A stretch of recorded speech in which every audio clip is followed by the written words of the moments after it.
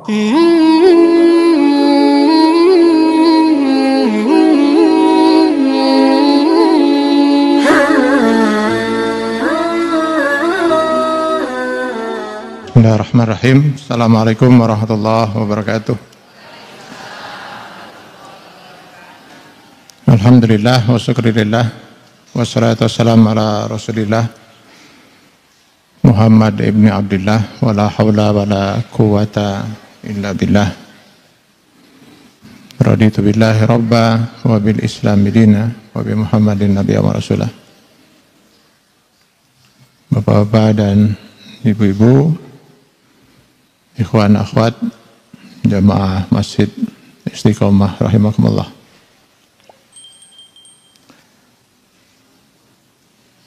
Prinsip akidah yang paling sangat mendasar dalam Islam dinyatakan oleh Allah di dalam Quran surat Al-Ikhlas,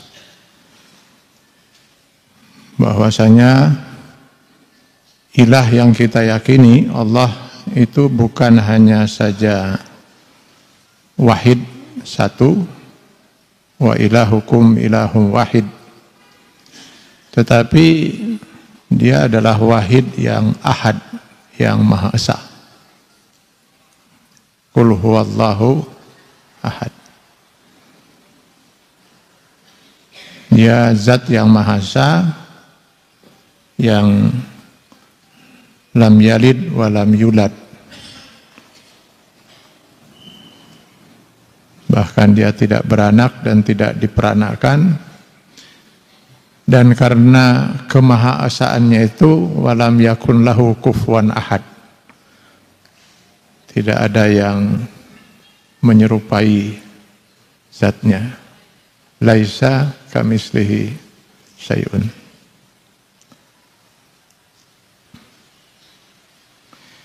Karena Allah itu adalah zat yang maha esa, maka sungguh sangat tidak masuk akal sehat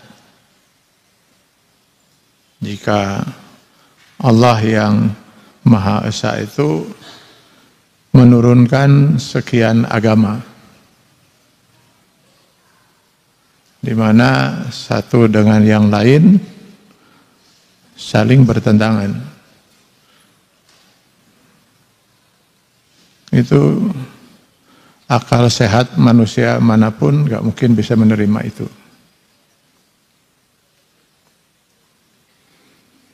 Dan kita sebagai seorang mukmin yakin, hakul yakin, karena memang itu dinyatakan juga oleh Allah Subhanahu wa taala bahwa ad-din, agama yang Allah Subhanahu wa taala turunkan pada kita manusia lewat sekian banyak rasul. Ada 25 diantaranya dikisahkan oleh Allah di dalam Al-Quran, lewat sekian suhuf, lembaran-lembaran. Bahkan juga ada beberapa kitab suci, di antaranya Taurat, ada Zabur, ada Injil, dan terakhir Allah Subhanahu wa taala menurunkan kitab suci yang terakhir kepada Rasul yang terakhir, Nabi Muhammad SAW, yaitu Al-Quran. Semua risalah yang pernah Allah turunkan sejak Nabi Adam sampai dengan Nabi terakhir Nabi Muhammad SAW itu adalah dinul Islam, agama Islam. Inna dina indallahil Islam. Al-Imran ayat 19. Jadi agama Islam pernah diturunkan kepada Nabi Musa dengan kitab sucinya Taurat, kepada Nabi Daud dengan kitab sucinya Zabur, kepada Nabi Isa dengan kitab sucinya Injil. Sehingga kalau saja kita bisa menemukan kitab-kitab suci tersebut, kalau sekarang sudah tidak ada, itu pasti usul akidahnya, prinsip-prinsip dasar akidahnya pasti sama. Begitu juga usul-usul syariahnya, hanya ada perubahan dalam beberapa syariah dan ibadah. Tapi kalau akidah nggak mungkin berbeda. Tidak mungkin Allah yang Maha Esa itu menurunkan ajaran kepada salah seorang nabinya dengan mengatakan bahwa dia adalah Tuhan Bapa, lalu si nabi itu disebut Tuhan Anak. Sementara kepada nabi yang lain dia menyatakan bahwa saya tidak beranak, tidak diperanakan. Dulu si etaweku saya ditipu misalnya gitu. Kan nggak mungkin Allah begitu, Pak.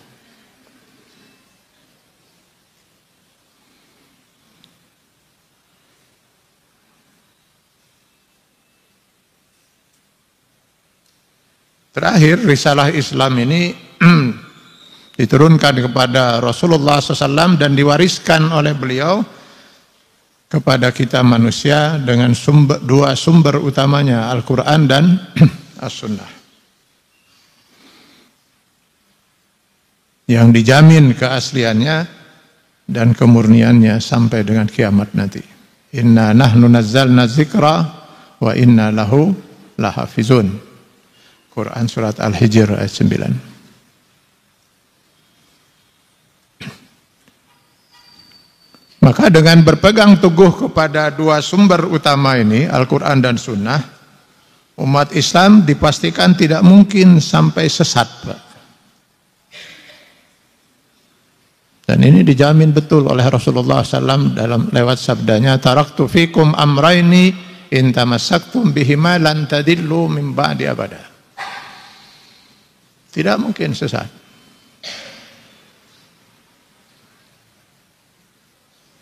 Dan sekaligus juga tidak mungkin berbeda dalam usul, dalam masalah yang pokok, baik dalam akidah maupun dalam segi syariat sampai kiamat nanti. Karenanya kalau Bapak Ibu pergi ke ujung dunia manapun, ketemu dengan seorang muslim, tanya, apa kitab sucinya? Al-Quran. Ada sumber lain? Ada, sunnah Rasulullah SAW. Salat yang wajib itu, yang fardu sehari berapa kali? 5, pasti. Salat subuh seberapa rakaat? 2, pasti itu. Maghrib, 3. Haji kemana? Ke Tanah Suci. Tanah Suci Anda di mana? Itu Makkah, Madinah. Itu pasti jawabannya seperti itu. Kalau saum yang wajib di bulan apa? Bulan Ramadan. Pasti sama, Pak. Lalu kalau ditanya agama kamu? Islam. Islam apa? Islam Afrika. Malaya, Pak. Nggak ada. Agama apa? Anda apa? Islam, sudah.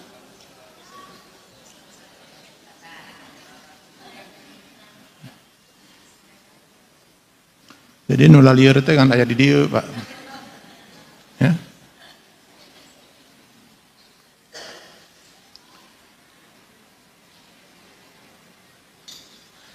Jadi agama Islam ini agama yang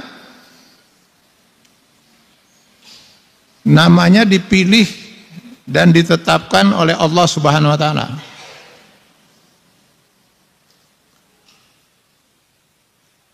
Nama ini sudah sangat sempurna, Pak. Islam itu. Karena ditetapkan oleh zat yang maha sempurna, Allah Subhanahu wa taala. Karena dia sangat sempurna, maka dia tidak butuh, tidak perlu, bahkan sangat tidak layak, sangat tidak layak untuk diidofatkan dengan yang lain, baik itu bersifat kebangsaan, golongan, suku dan lain sebagainya. Terlebih lagi karena agama Islam ini diturunkan bukan untuk bangsa tertentu, bukan untuk golongan tertentu, bukan untuk suku tertentu, seperti halnya risalah-risalah Islam sebelumnya yang diturunkan hanya untuk Bani Israel. Tapi Islam ini diturunkan hudan linnas, Wa bayyinatin minal huda wal furqan. Al-Baqarah 185. Untuk menjadi petunjuk bagi seluruh manusia dimanapun dia berada. Bahkan Rasul sendiri dinyatakan oleh Allah Subhanahu wa taala diutus rahmatan lil alamin, sebagai rahmat bagi seluruh alam semesta. Al-Anbiya 107.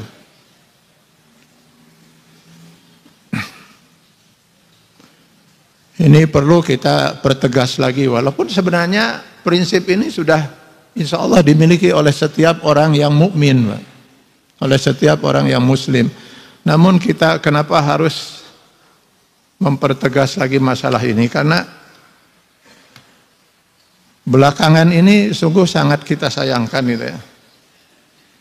Ada upaya yang begitu kita lihat sangat gencar dan sangat sistematis, Pak, dari beberapa tokoh. Mohon maaf, saya hanya bisa mengatakan beberapa tokoh. Rasanya berat sekali lidah saya untuk menyebut mereka ulama, Pak.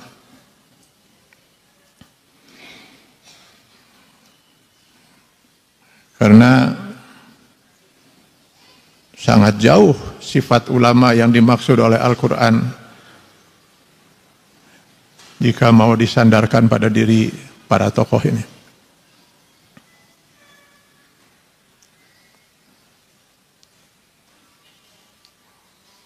Ada upaya dari beberapa tokoh yang disadari atau tidak oleh mereka, tapi asapiraku itu sadar mah di.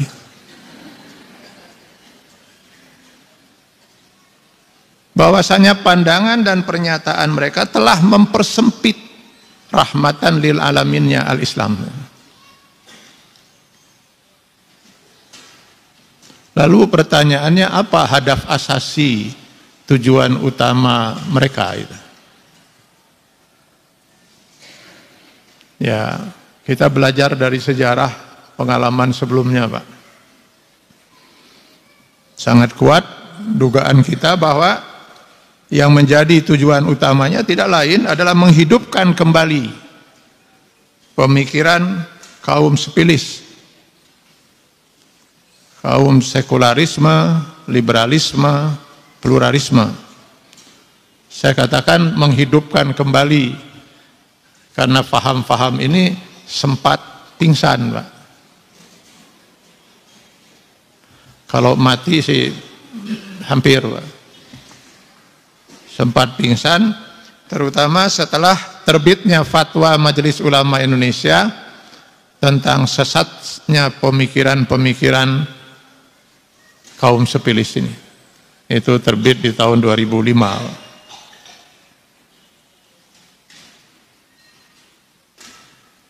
Kemudian mereka sempat juga menggulirkan, mencoba menghidupkan dengan judul-judul baru seperti Islam moderat, Islam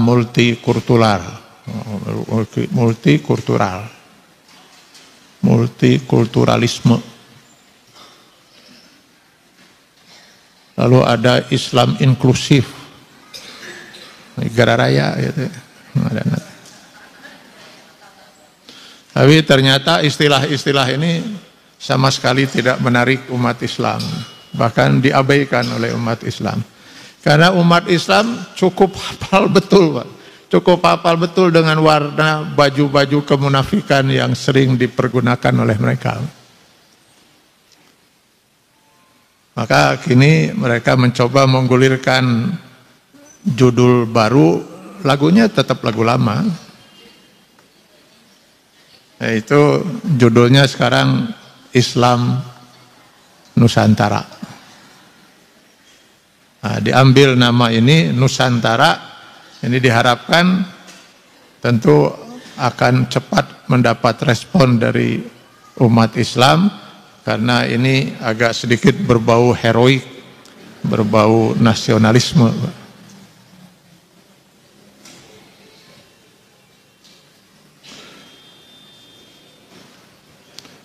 Ibu pernah mendengar ini? Islam nu hiji?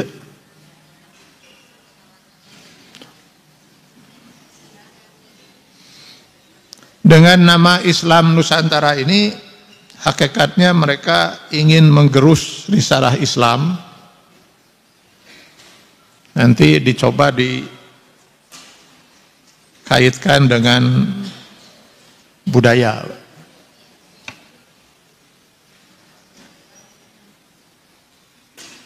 Terutama sekali hukum-hukum Islam yang tidak sejalan dengan hawa nafsu mereka.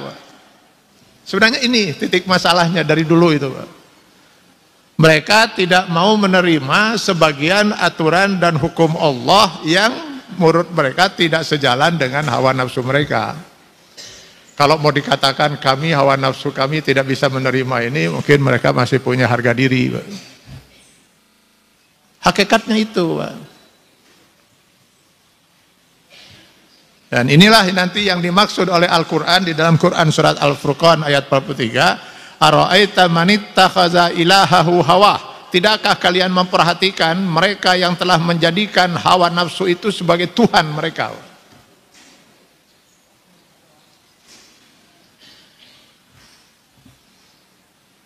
Dan upaya tersebut mereka lakukan diantaranya dengan mencoba meyakinkan berbagai pihak bahwa Islam yang ada di Indonesia ini bukanlah agama asli pribumi, tetapi agama pendatang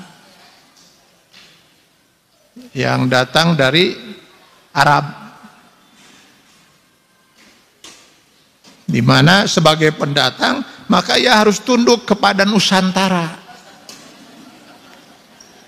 sebagai dalam posisi sebagai pribumi. Nah, ya. Jadi Islam harus tunduk kepada. Jadi sebenarnya kalau dari sisi ini sangat zahar, Pak, sangat eksplisit sekali bahwa pada hakikatnya mereka menolak untuk mengislamkan diri mereka secara kafah. Itu hakikatnya. Padahal Allah Subhanahu wa taala di Al-Baqarah 208 itu sudah menyatakan, ya ayyuhallazina amanu, wahai orang-orang yang beriman, kalau memang kalian benar-benar beriman, udkhulu fis-silmi kafah, masuklah ke dalam Islam secara kafah.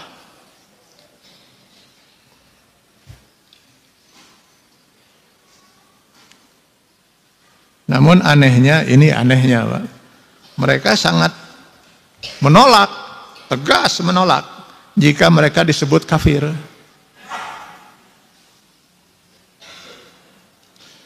Padahal kafir itu artinya orang-orang yang menolak. Padahal faktanya mereka jelas kufur, Pak. Jelas menolak terhadap sebagian syariat Allah.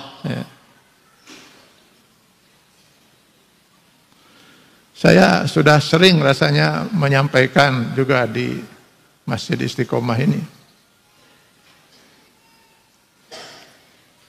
bahwa iblis la'anahullah itu sempat hidup dalam keimanan selama 80.000 tahun. Tidak ada satupun aturan Allah yang dikufuri, Pak. Iblis itu. Lalu kemudian kenapa akhirnya Allah menyatakan gugurnya keimanan iblis? Langsung dilaknat oleh Allah. Bahkan sudah ditetapkan tempat mereka adalah neraka jahanam. Hanya karena menolak satu aturan Allah. Ketika diperintahkan oleh Allah untuk sujud dalam arti hormat kepada Adam, dia menolak. Apa yang mendorong iblis menolak kali ini aturan Allah? Hawa nafsu, kesombongannya itu. Nah, hanya ini dicoba, kesombongannya itu dicoba dilogikakan, Pak. Jadi ketika mereka kemudian mengemukakan bahwa Mereka menolak ini karena tidak masuk dalam logika mereka. Bagaimana mereka yang diciptakan dari api, dari bahan api, harus tunduk sujud kepada manusia yang diciptakan dari bahan tanah. Khalaqtani min nar wa khalaqtahu min tin. Ini kata Allah, bukan urusan logika Anda. Ini perintah saya, kata Allah. Reka harti ke logika Anda harus taat. Tetap dia tidak mau. Akhirnya dilaknat oleh Allah Subhanahu wa taala. Hanya karena menolak satu aturan Allah, gugur keimanan 80.000 tahun. Nanti silahkan tanya pada diri sendiri itu. Kalau ada sekarang seorang mengaku muslim lalu menolak sekian aturan dan hukum Allah, apa orang itu tidak lebih iblis daripada iblis? Tapi coba Bapak Ibu mengatakan, kamu sudah jadi iblis, ambak. Marah. Mari kita lihat Al-Quran. Ketika Bani Israel itu sudah tidak punya alasan lagi kecuali mereka harus beriman pada Allah. Maka mereka pun mengatakan, baik Nabi Musa, kami sekarang beriman bahwa memang Allah itu ada. Dan kami siap untuk melaksanakan semua aturan dan hukum Allah. Selama aturan dan hukum Allah itu sesuai dengan hawa nafsu kami. Tapi kalau nanti ada aturan-aturan dan hukum Allah yang tidak sesuai dengan hawa nafsu kami, ya apa boleh buat, kami tidak akan bisa menerima dan apalagi untuk melaksanakannya. Jadi mereka ingin mengimani sebagian aturan Allah lalu mengkufuri sebagian aturan Allah yang lain. Turunlah ayat 85 Quran surat Al-Baqarah. Afatu'minuna bi ba'dil kitab wa takfuruna bi ba'd? Adakah dengan demikian kalian hanya akan mengimani sebagian aturan Allah lalu mengkufuri sebagian aturan Allah lainnya? Tidak, kata Allah. Terima aturan Allah sepenuhnya atau tidak sama sekali. Manusia hanya diberi pilihan satu di antara dua, mukmin atau kafir. Wa qulil haqqu min rabbikum faman syaa'a falyu'min wa man syaa'a falyakfur. Pilihannya hanya itu. Kalau mau mukmin, mukmin. Kalau tidak, kafir. Tidak ada pilihan rada kafir. Ya alhamdulillah lah, dia sudah rada mukmin. Ya, sayang betul ya. Kenapa? Rada kafir sedikit gitu.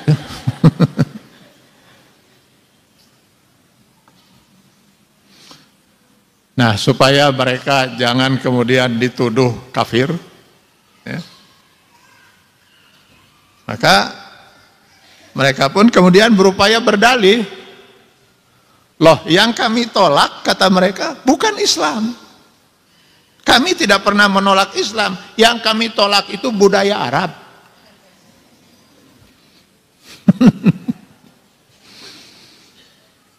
Jadi mereka mencoba mencampur adukan atau berdalih bahwa beberapa aturan Islam itu sebenarnya adalah budaya Arab. Ya, jadi mereka menolak budaya Arabnya, bukan Islamnya.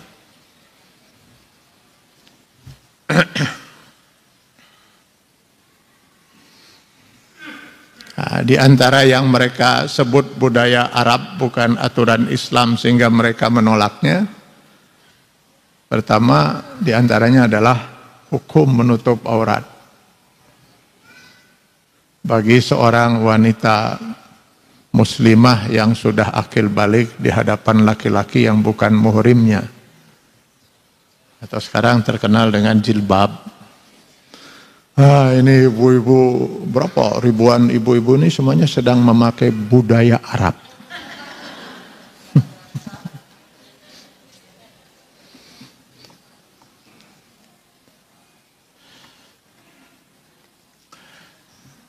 Kalau budaya Nusantara harusnya ibu kesini pakai kebaya,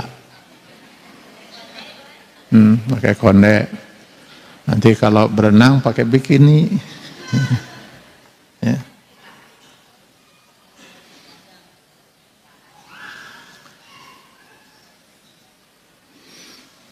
Saya pernah mendengar ada cerita pengalaman seorang mahasiswi UIN Bandung. Suatu ketika datang ke kampus mereka seorang cendekiawan muslim. Dulu dikenal yang bersangkutan sebagai mbah sekularisme. Ini karena yang bersangkutan sudah meninggal, mungkin sebaiknya saya nggak sebut namanya.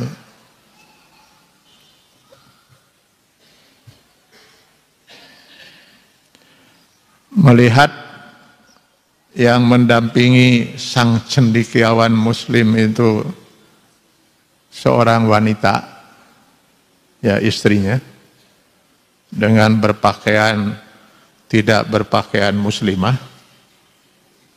maka si mahasiswi kemudian bertanya, bagaimana pendapat Bapak sebagai seorang cendekiawan muslim tentang hukum berjilbab?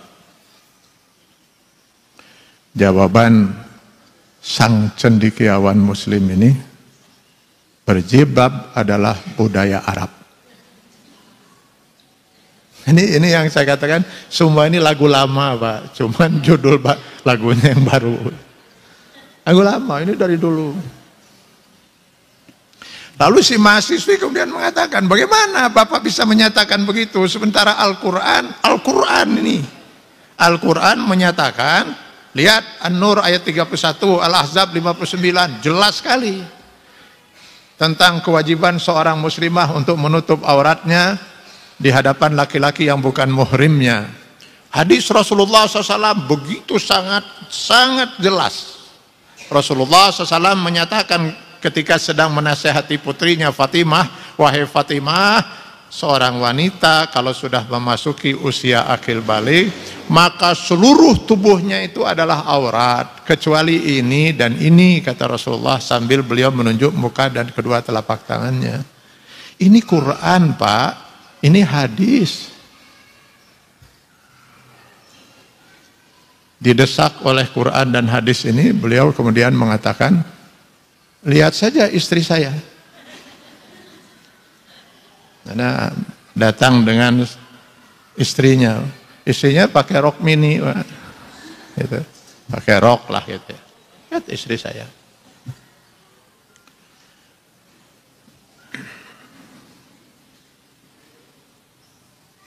Sekarang juga ada seorang yang sering muncul di televisi gitu ya, yang anak perempuannya juga tidak pakai jilbab.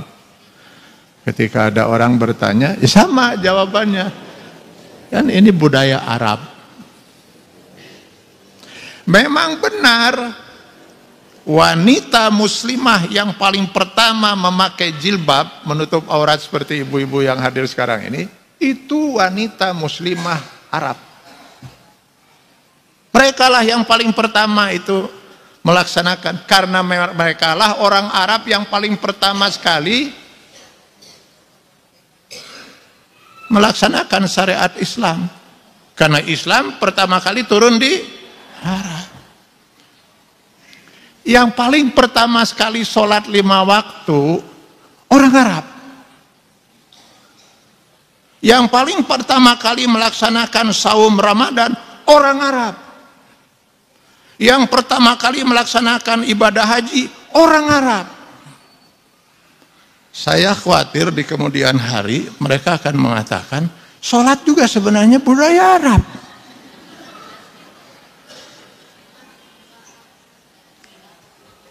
Dulu 5 waktu memang cocoklah untuk orang-orang Arab pada masa turunnya Al-Quran ini, karena pada waktu itu ya orang-orang Arab nggak terlalu sibuk. Sementara di Nusantara ini kan kita sangat sibuk. Maka untuk Islam Nusantara mungkin cukuplah 2 waktu misalnya kan. Dulu kenapa orang-orang pada berhaji di Mekah, lalu kemudian pergi ke Arafah, lalu ke Muzdalifah, lalu ke Mina, itu kegiatan tempat-tempat haji itu. Lalu ziarah ke Madinah kan itu. Itu karena orang Arab. Nah sekarang kita yang Islam di Indonesia, masa masih perlu juga kita untuk sholat, untuk berhaji di Tanah Suci Mekah? Maka dulu pernah ada rencana Pak, untuk umat Islam tuh hajinya di Cirebon.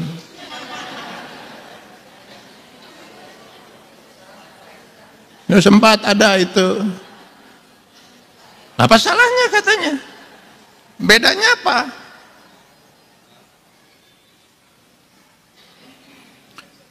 Ya karena harus tawaf di sekitar Ka'bah. Lah kita bikin Ka'bah katanya di Cirebon.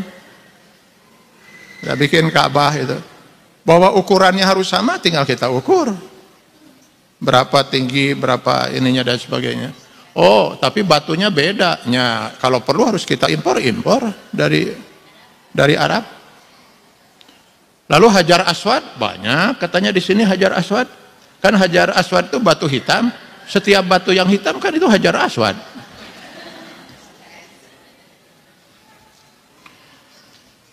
Akhirnya mereka tidak jadi juga niatnya itu setelah mereka bingung air Zam-Zam di mana itu. Gara-gara air Zam-Zam itu ada.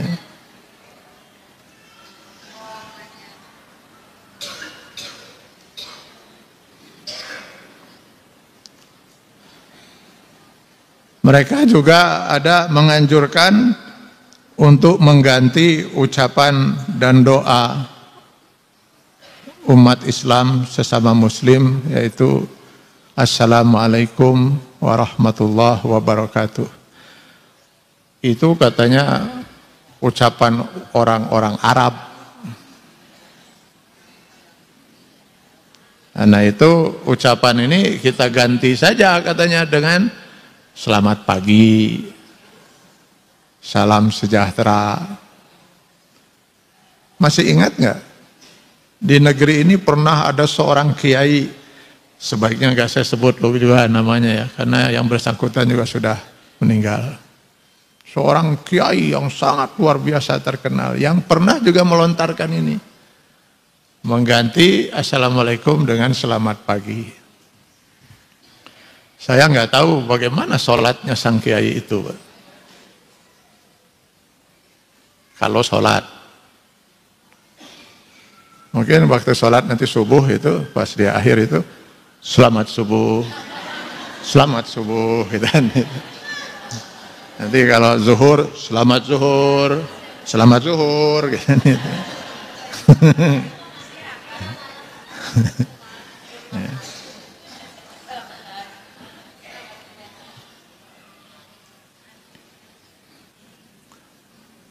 Hal lain yang pernah mereka angkat juga adalah bahwa membaca Al-Quran itu tidak harus dengan bahasa Arab, tapi cukup dengan terjemahannya dalam bahasa Nusantara, bahasa Indonesia, atau ya bahasa-bahasa yang ada di Nusantara, bahasa Sunda, bahasa Jawa.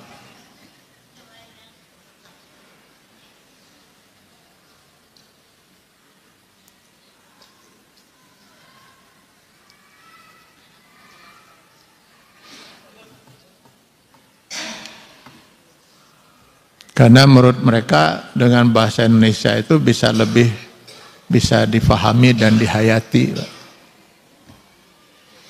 Karena itu saya sudah melihat itu rekaman video itu ya. Ada orang sholat dengan bahasa Indonesia. Wah ini orang yang sholat ini Muslim Nusantara. Jadi dia mulai sholatnya dengan Allahu Akbar itu Allah Maha Besar. Segala puji bagi Allah Tuhan semesta alam. Ini Muslim Nusantara.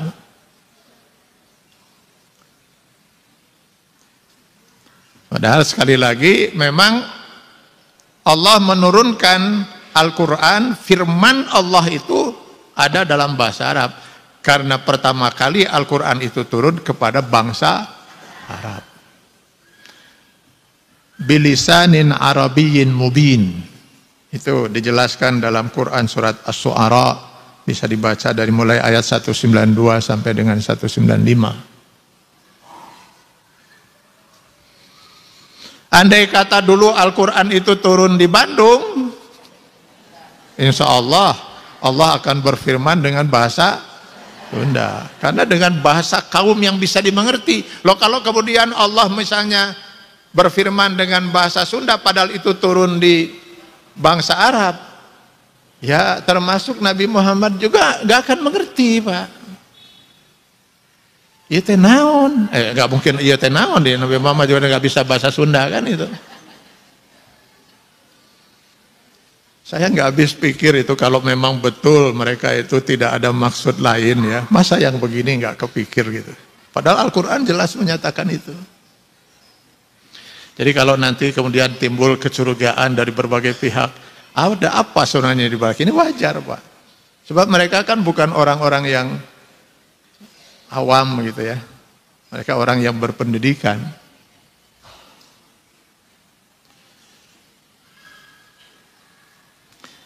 Karena firman Allah itu dalam bahasa Arab, Allah berfirmannya itu dalam bahasa Arab, maka ketika Al-Quran ini diterjemahkan ke dalam bahasa Inggris atau ke dalam bahasa Prancis atau ke dalam bahasa Indonesia, itu bukan firman Allah. Bukan firman Allah, tapi itu terjemahan dari firman Allah.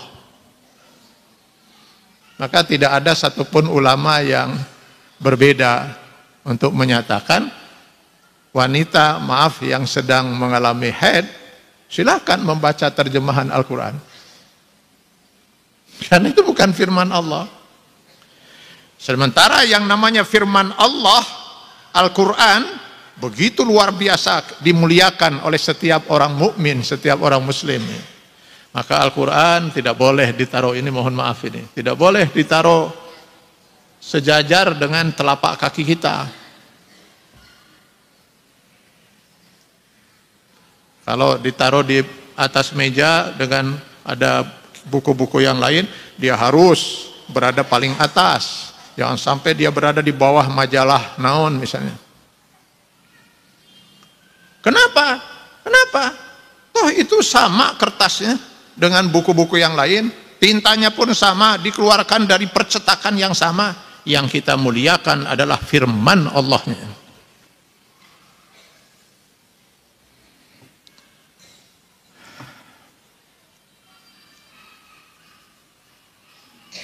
Menurut mereka, kalaupun Al-Quran itu mau dibaca dengan bahasa Arab, langgamnya jangan langgam Arab. Kita kan bukan orang Arab, kita orang Indonesia. Maka silakan kalau mau dibaca dengan bahasa Arab sekalipun, pakailah langgam Nusantara, misalnya langgam Jawa, langgam Sunda. Ini pun sudah mulai kan banyak itu kan. Ya nanti Al-Fatihah itu bisa dengan langgam Cianjuran maksud saya, Cianjuran gitu ya. Alhamdulillahirabbil alamin. Sunda Pak.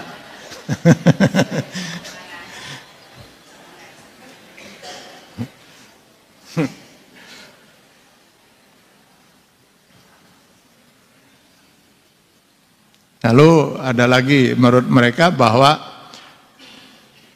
memakai baju warna putih bagi pria, hitam bagi wanita, itu budaya Arab.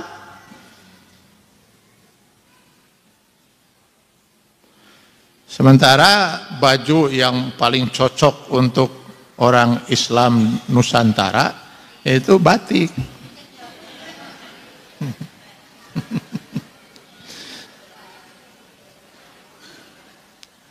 Bahkan ini sudah ada mungkin wallahu alam ini ya. Konon katanya mereka juga ingin mengganti kain kafan itu jangan pakai putih. Itu kan warna orang Arab. Jadi nanti kain kafan juga pakai batik untuk menunjukkan bahwa dia jenazah Muslim Nusantara, supaya nanti jangan sampai malaikat katanya salah pas nanya itu kan, pas dilihat putih tanya pakai bahasa Arab nggak ngerti katanya, padahal dia orang Sunda kan itu. Nah supaya jangan malaikat salah nanya, maka pakai baju batik supaya nanti malaikat nanyanya di alam kubur pakai bahasa Sunda atau bahasa Nusantara lah itu.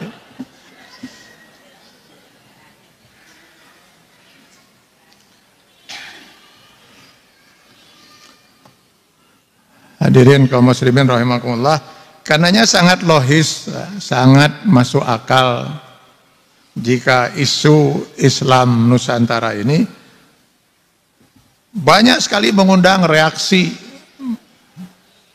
keras ya, bahkan kecaman dari para ulama yang tentu saja mereka tidak rela kalau agama Islam yang sangat sempurna, sangat universal ini dicoba oleh mereka dikerdilkan dengan sebutan Islam Nusantara. Apalagi kata mereka ini untuk membedakannya dengan Islam Arab yang mereka nisbatkan sebagai penjajah. Islam Arab itu sebagai Islam abal-abal, bahkan ada kata yang sangat kasar pun keluar dari mulut mereka. Islam Arab itu Islam goblok dan berbagai hinaan-hinaan lainnya.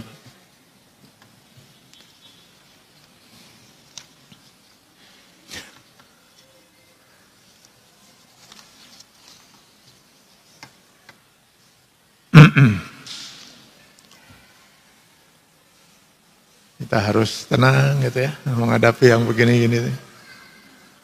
Ya, sering banyak baca ta'awuz, auzubillahi minasyaitonir rajim.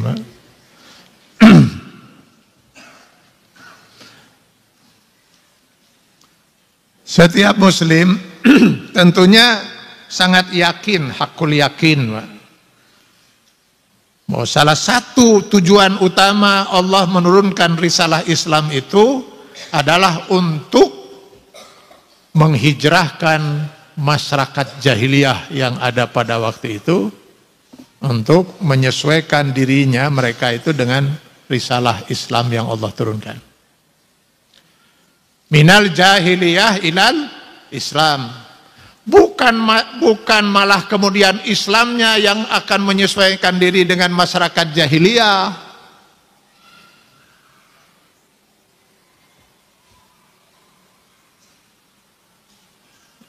Jadi Islam turun untuk merombak tatanan kehidupan masyarakat jahiliyah supaya mereka menyesuaikan diri dengan Islam sebagai risalah ilahi yang akan menuntun mereka hidup di jalan yang benar dan diridhoi oleh Allah Subhanahu wa taala dan menyelamatkan mereka dunia sampai dengan akhirat.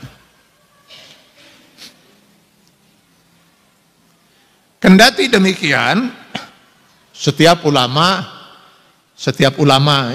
pasti mafhum bahwasanya Islam memang sangat menghormati uruf budaya yang berkembang di masyarakat.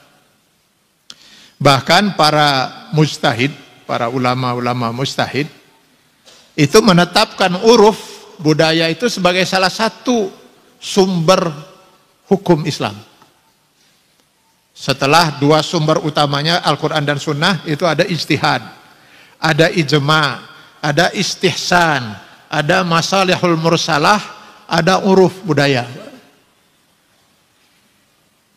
Jadi Islam mengakui adanya budaya itu selama budaya itu sejalan dengan prinsip Islam. Itu catatannya. Karena selama budaya itu menyesuaikan diri dengan Islam, itu cocok dengan Islam, bukan Islam yang disesuaikan dengan budaya setempat. Bahkan di awal kelahirannya Islam itu juga pernah menetapkan beberapa budaya, hanya dua yang saya tahu itu.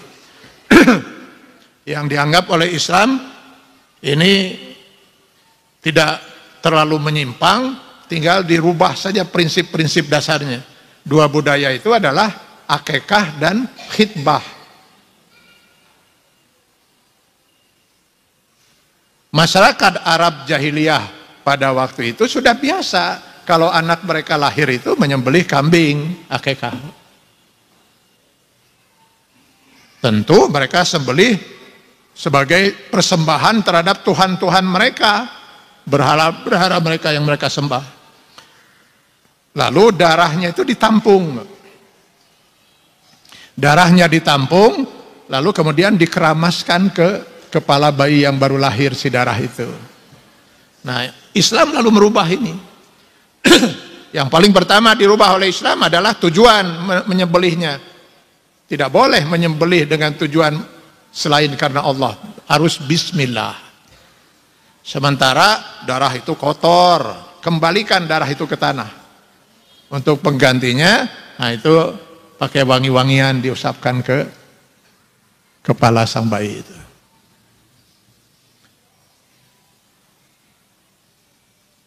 Menurut hadis riwayat Aisyah radhiyallahu anha, ada 4 tata cara pernikahan yang terjadi di masyarakat jahiliyah. Salah satunya adalah dengan terlebih dahulu melakukan khitbah, meminang. Nah, ini juga ditetapkan oleh Islam dengan kemudian ada perubahan-perubahan. Artinya tetap si budaya itu yang harus menyesuaikan diri dengan prinsip Islam, bukan Islam yang menyesuaikan diri dengan budaya setempat.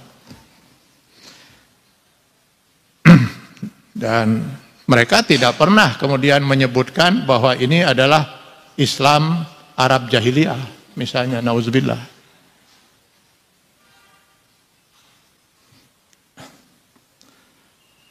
Dan tentu karena ini wajarlah kalau semakin kencang dugaan sementara pihak, ya, akan kuatnya hasrat mereka untuk menyesatkan dan memecah belah umat Islam. Terbukti dari pilihan mereka untuk tawakuf, mengambil sikap tidak bersikap terhadap kelompok-kelompok di luar Islam, yang semua ulama, semua para mujahid sejak dulu mafhum, sangat yakin betul bahwa kelompok-kelompok ini memang diciptakan oleh musuh-musuh Islam untuk memecah belah umat Islam. Contohnya Syiah. Mereka malah justru sangat akrab, sangat membela. Padahal semua ulama, semua mujahid, insya Allah mustahid, sangat mafhum betul. Kalau kelompok ini memang diciptakan sejak awalnya oleh Yahudi untuk memecah belah umat Islam, terutama pada masa pemerintahan Khalifah Ali bin Abi Thalib radhiyallahu anhu ketika umat Islam pada waktu itu sedang mengalami perpecahan. Yang sayangnya ini kalau saya melihat ya memang mungkin itu sudah menjadi prinsip mereka gitu. Mudah-mudahan Allah memberikan hidayah pada mereka. Sayangnya tidak sedikit ulama yang ini mudah-mudahan hanya karena kepolosan, bukan karena kepolosan. Mereka juga dalam sikap sami'na wa ata'na kepada imam, atau mungkin lebih tepat disebut taklid buta, membuat mereka kemudian tidak menyadari bahwa Islam Nusantara ini adalah lagu lama dengan judul baru, atau lebih tepatnya lagi mungkin reinkarnasi dari kelompok sepilis. Saya yakin masih nih, karena hadir juga bapak-bapak, ibu-ibu yang usianya di atas 30 ini rata-rata ini. Ya? Ini apa 60 juga di atas 30, Bu.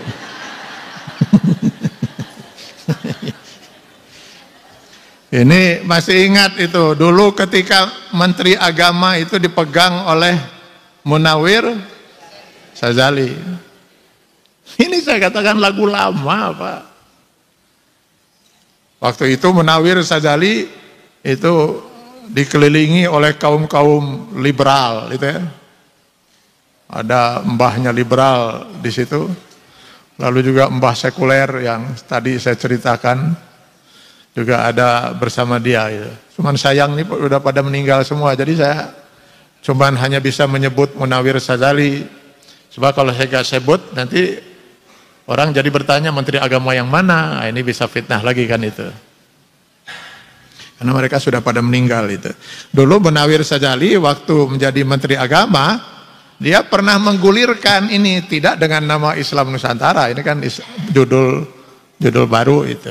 Tapi lagunya masih lagu lama. Judulnya waktu itu reaktualisasi ajaran Islam.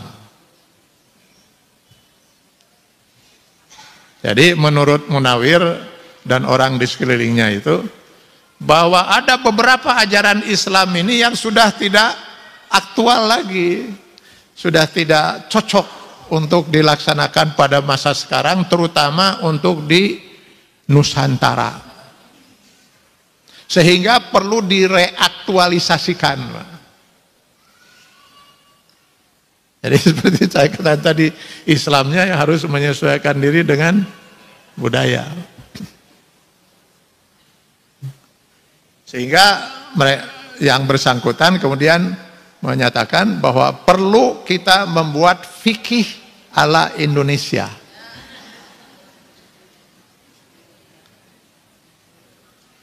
Salah satu yang mereka ingin rubah, hukum Islam yang ingin merubah, yaitu hukum Islam tentang waris. Di mana Allah Subhanahu wa taala telah menetapkan hukum waris di Quran surat An-Nisa ayat 11 bahwa pria dan wanita itu pembagian warisnya 2:1. Menurut Munawir Sadzali pada waktu itu, ini hukum waris 2:1 yang ditetapkan oleh Allah di An-Nisa ayat 11 itu hanya cocok untuk orang-orang Arab yang hidup pada masa turunnya Al-Quran. Kenapa?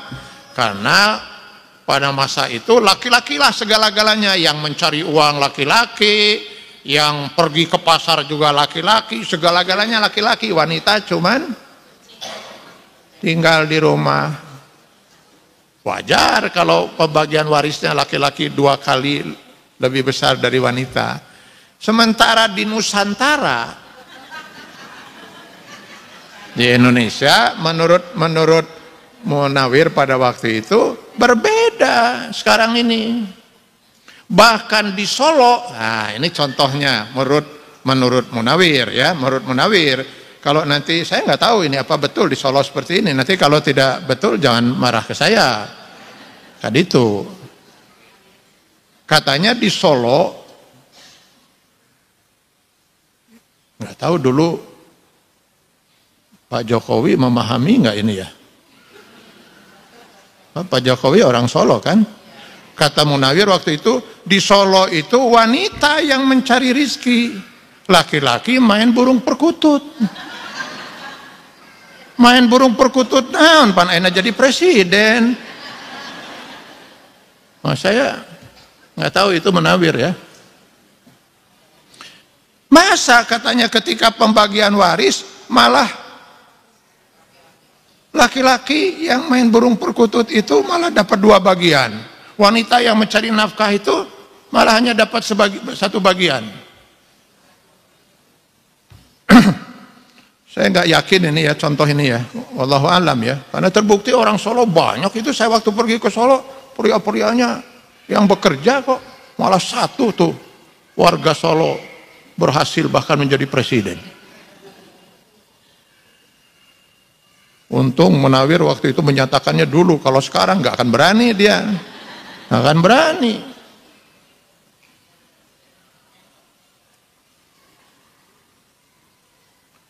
Karena itu katanya ini perlu dirubah. Minimal sama rata lah. Dan dia bersemangat betul pada waktu itu ini untuk segera diundang-undangkan. Wah, bereaksilah para ulama. Saya pribadi ada menulis 25 halaman tulisan itu, dan insya Allah sampai ke tangan yang bersangkutan. Disampaikan langsung oleh almarhum Pak Profesor Sadali waktu itu pada yang bersangkutan. Pak Profesor Sadali kemudian mengatakan pada saya sudah sampai ke tangan yang bersangkutan. Ya, saya kan orang awam, Mbak, tidak secerdas Pak Munawir itu. Saya karena orang awam, saya ambil contoh kalau saya mau beli kopiah ini, Pak. Saya mau beli kopiah. Kemudian saya coba-coba gitu kan kopiah ini. Ternyata kebesaran. Maka saya orang awam gitu ya, saya akan bilang kepada yang jual kopiah itu, saya minta ukuran yang lebih kecil. Ini nomor berapa? Nomor 10, saya minta nomor 9. Kalau misalnya saya coba kopiah itu ternyata kekecilan, nggak bisa masuk. Ini nomor berapa ini? Nomor 8. Oh, kalau itu saya minta nomor 9. Kalau kekecilan saya minta ukuran yang lebih besar. Kalau kebesaran saya minta ukuran yang lebih kecil. Artinya kopiahlah yang harus menyesuaikan diri dengan kepala saya. Jangan kepala saya dipaksakan untuk menyesuaikan diri dengan kopiah. Kenapa ini? Kopiahnya kebesaran. Sini kata penjual kopiah, dia bawa itu palu, dipukulnya kepala saya supaya bengkak gitu kan, supaya kopiah itu nanti bisa cocok dengan kepala saya gitu. Atau karena kopiahnya kekecilan, lalu dia bawa sugu, lalu disugu kepala saya dihampelas itu supaya kecil bisa. Andai kata Munawir, saya bilang, masih punya keyakinan, masih beriman bahwa Al-Quran ini adalah kepala, induk, sumber hukum Islam, di mana budaya-budaya yang ada di masyarakat harus menyesuaikan dengan induknya, bukan induk itu yang menyesuaikan dengan budaya-budaya yang ada. Kalau masih beriman. Kalau sudah tidak beriman, kita mau bilang apa lagi? Kalau masih beriman bahwa Al-Quran dan As-Sunnah itu diturunkan oleh Allah Subhanahu Wa Taala sebagai sumber utama hukum, di mana semua aturan dan budaya yang berkembang di masyarakat semuanya harus menyesuaikan diri dengan Al-Quran.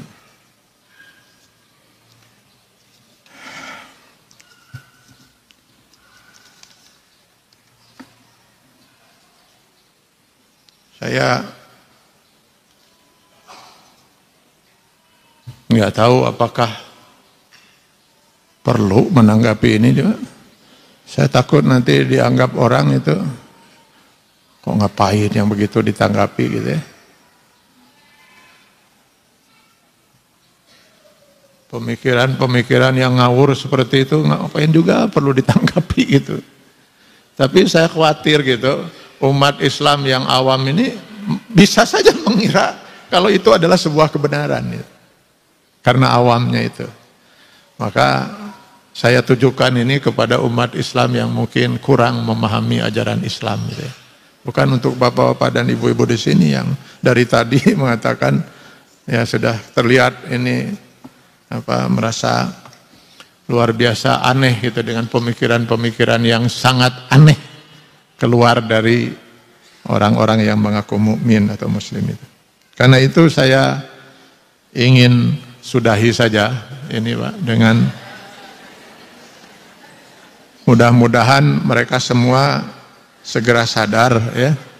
Kita doakan mudah-mudahan mereka semua segera sadar, mendapat hidayah dan segera berhenti dari menyanyikan lagu lama yang saya yakin lagu ini hanya enak didengar dan sangat membahagiakan mereka yang tidak suka melihat Islam ini semakin eksis di negeri ini.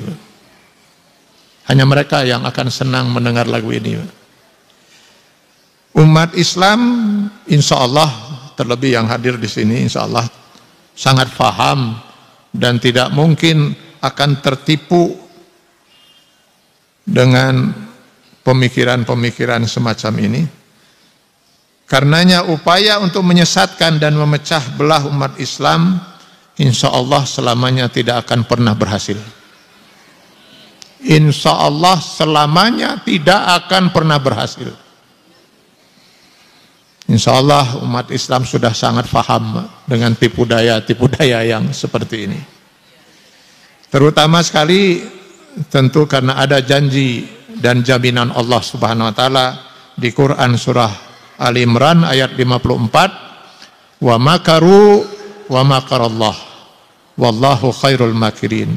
Mereka berusaha berbuat makar, berbuat tipu daya, dan Allah maha kuasa untuk membalas tipu daya mereka. Dan Allah adalah sebaik-baik pembalas setiap orang yang berbuat tipu daya itu.